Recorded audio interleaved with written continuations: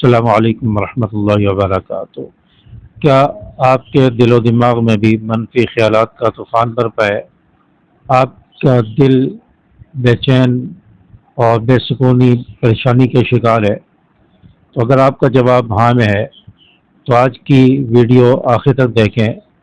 آج کی بات انشاءاللہ آپ کی زندگی سے آپ کے دل کے اندھیروں کو روشنی میں بدل دے گی اور آپ کے دل و دماغ میں ایک امید کی کرن پیدا کرے گی۔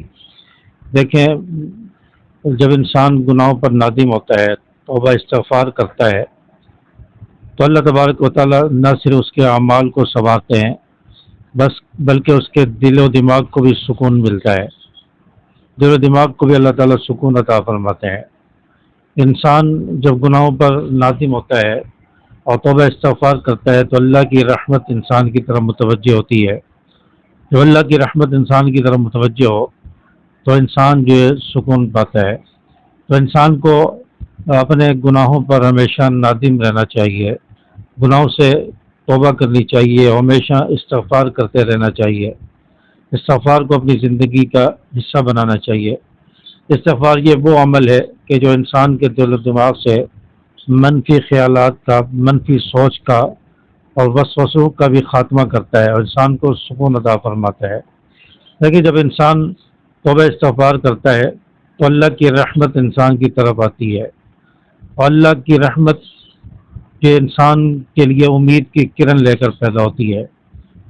تو جب بندہ استغفر اللہ ربی من کل ذنب واتوب الیہ پڑھتا ہے تو اس کے خیال میں یہ بات آ جاتی ہے کہ اللہ تبارک و تعالیٰ ہی ہے کہ جو میرے ساتھ ہے، جو میرے کام بنائے گا، مجھے سکون عطا فرمائے گا۔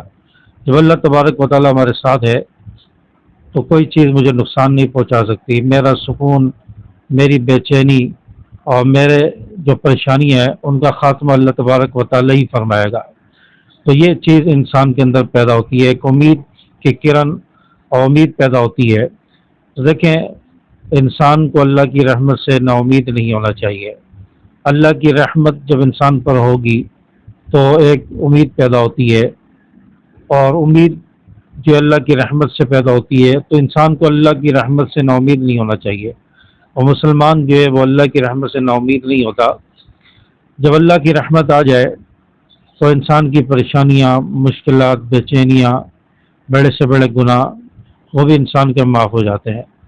دیکھیں، انسان کی زندگی میں امتحانات آتے ہیں، آزمائشیں آتی ہیں۔ اگر انسان یہ چاہے، مسلمان یہ چاہے کہ میری زندگی میں سکون ہی سکون ہو، میری زندگی میں کوئی مشکل آئے ہی نہ، کوئی پریشانی آئے ہی نہ، تو یہ پھر کوئی دنیا نہ ہوئی۔ یہ تو تمام چیزیں آخرت میں ہوگی، جنت میں ہوگی، کوئی پریشانی نہیں ہوگی، کوئی ٹینشن نہیں ہوگی، سکون ہوگا۔ یہ تو آخرت میں ہوگا، جنت میں ہوگا۔ دنیا تو ہے ہی امتحان کی جگہ، آزمائش کی جگہ، یہاں فتنے ہیں، امتحانات ہیں، آزمائشیں ہیں۔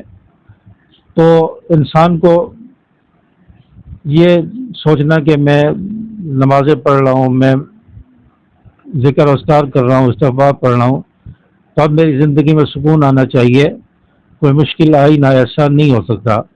انسان کی زندگی ہمیشہ ایک جیسی نہیں رہتی، کبھی پریشانیاں، کبھی الجھنیں، کبھی بیماریاں، کبھی کوئی مشکل، کبھی قرضے، کبھی کسی کی طرف سے تکلیف پہنچ جانا، یہ چیزیں انسان کے ساتھ رہتی ہیں۔ اور ان چیزوں کو سامنے رکھ کر انسان اللہ کو یاد کرتا رہے، اللہ کا ذکر کرتا رہے، استغفار پڑھتا رہے، تو اللہ تبارک و تعالیٰ ان آزمائشوں سے، مشکلات سے اس کو نکالتے ہیں۔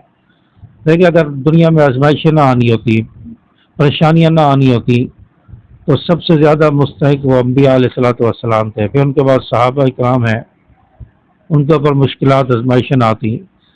سب سے زیادہ آزمائشیں نبیوں پر آئی ہیں۔ ہمارے پیارے نبی جناب رسول اللہ صلی اللہ علیہ وسلم کتنے شفیق تھے، کتنے حسن اخلاق کے پیکر تھے، اور کتنے نرم دل تھے، نرم مزاج تھے، لیکن سب سے زیادہ تکلیفیں آپ علیہ الصلوۃ والسلام کو آئی ہیں۔ آپ کو کفار نے، مشرکین نے کتنا نقصان پہنچایا، آپ پر امتحانات آئے، آپ کو شیب ابی طالب کی گھاٹی میں، قید میں 3 سال تک رہنا پڑا، کھانے پینے کو کچھ نہیں ہوتا تھا، پتے کھا کر، سوکھی روٹیاں کھا کر، چمڑے بھگو بھگو کر وہ کھا کر اپنی بھوک کو مٹایا ہے۔ تو یہ شیب ابی طالب ہے، اور اتنی سخت اذیت ناک جو ہے قید کاٹی ہے آپ صلی اللہ علیہ وسلم نے، آپ کے ساتھیوں نے، آپ کے صحابہ پر کتنی مشکلات آئی ہیں، کتنی پریشانیاں آئی ہیں۔ تو اگر پریشانیاں نہ آنی ہوتی تو سب سے زیادہ مستحق وہ انبیاء علیہ الصلوۃ والسلام تھے، آپ صلی اللہ علیہ وسلم کی ذات کی، آپ کے صحابہ تھے، لیکن ان پر بھی آزمائشیں آئی ہیں، پریشانی آئی ہیں۔ تو پیغمبر پر آزمائشیں لا کر، امتحانات میں ڈال کر، صحابہ کے امتحانات اور آزمائشوں سے گزار کر اللہ تعالیٰ نے بعد میں آنے والوں کو یہ بتایا ہے کہ آزمائشیں دنیا میں آتی ہیں، زندگی میں آتی ہیں، ان آزمائشوں پر صبر کیسے کرنا ہے، ان آزمائشوں اور مشکلات میں ہم نے کیا کرنا ہے، ہمارے نبی نے کیا عمل کیا ہے، ہمارے صحابہ نے کیا عمل کیا ہے، قرآن کیا بتاتا ہے۔ تو ان چیزوں کو پھر انسان فالو کرے، مسلمان فالو کرے کہ نبی نے کون سی دعائیں پڑھی ہیں، نبی نے آزمائشوں پر صبر کیسے کیا ہے، نبی نے کیا دعائیں مانگی ہیں۔ تو یہ ساری چیزیں ہمارے سامنے ہیں، قرآن و حدیث میں موجود ہیں، تو ان چیزوں کو سامنے رکھنا چاہیے۔ یہ آزمائشیں انبیاء علیہ الصلوۃ والسلام پر آئی ہیں، تو ہم پھر کیا حیثیت رکھتے ہیں، ہماری انبیاء علیہ الصلوۃ والسلام اور صحابہ کرام کے سامنے کیا حیثیت ہے۔ سب سے زیادہ پریشانیاں آزمائشوں سے حضرت ابراہیم علیہ السلام کو اللہ تعالیٰ نے گزارا، نار نمرودی میں ڈال دیا، اور حضرت ابراہیم علیہ السلام کو حکم دیا کہ اپنی بیوی اور بیٹے کو جا کر بیابان میں چھوڑ آؤ، اور پہاڑی پر چھوڑ آؤ جہاں بیت اللہ ہے، آج جہاں زمزم نکل رہا ہے، یہ وہ جگہ ہے جہاں پر حضرت ابراہیم علیہ السلام اپنے بیٹے اسماعیل علیہ السلام کو چھوڑ کر آئے، حضرت حاجرہ کو چھوڑا، آج اس جگہ کو اللہ نے آباد کیا۔ جب وہ امتحان آیا کہ جب اللہ تعالیٰ نے بڑھاپے کی عمر میں بیٹا عطا کیا اسماعیل علیہ السلام، اور فرمایا کہ اس کو قربان کر دو، اور یہ کتنا آزمائش کا لمحہ ہوتا ہے، لیکن حضرت ابراہیم علیہ السلام اس کے لیے بھی تیار ہو گئے۔ تو یہ آزمائشیں آئیں اور ابراہیم علیہ السلام اس پر پورا اترے، صبر کیا، اللہ تعالیٰ نے خلیل اللہ کا لقب عطا فرمایا۔